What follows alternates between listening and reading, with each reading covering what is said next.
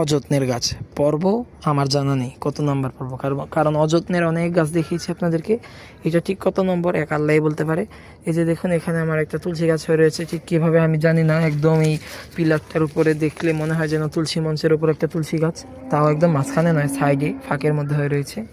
যাক, অযত্নের গাছ দেখাতে এসছে, আমি দেখাচ্ছিলাম এই যে এইখানে বেবি টিয়ার্স বা ট্যাঙ্গেল পাইন, সম্ভবত কী যেন বলে এটাকে, ট্যাঙ্গেল হার্ট বলে না বেবি টিয়ার্স বলে, এটা আমি জানি। ট্যাঙ্গেল হার্ট নামে আরেকটা নাম ছিল, বেবি টিয়ার্স আমি জানতাম না আগে, প্রথমে আমি ট্যাঙ্গেল হার্ট নামেই জানতাম।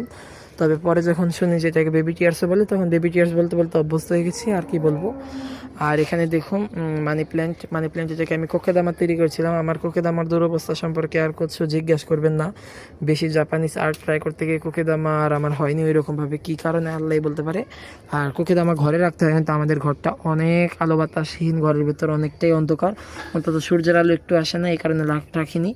আর এখানে দেখুন আপনি একটা কাটিং পরে নিজে নিজে এখানে মানি প্ল্যান্ট গ্রো করছে, আলহামদুলিল্লাহ বেশ ভালোভাবেই পিলারের উপর উঠছে, একদম টপ ছাড়া নিজে নিজেই শ্যাওলাতে হয়ে রয়েছে। তো এটা কিন্তু আমার কাছে বেশ ভালো লেগেছে, নিজে থেকেই হচ্ছে। এবং এখানে দেখুন একটা ড্রাসিনা ফুলের, মানে ফুল না, ড্রাসিনা তো পাতাবাহার গাছ, চারাটা হয়েছিল কোথায় রাখবো না ভাবতে পেরে আমি এখানে ইট চাপা দিয়ে দিয়েছিলাম এক সাইড দিয়ে, তো সেটাই কিন্তু এখন বৃদ্ধি পাচ্ছে আলহামদুলিল্লাহ। তো এগুলোই হচ্ছে অযত্নে হওয়া গাছ।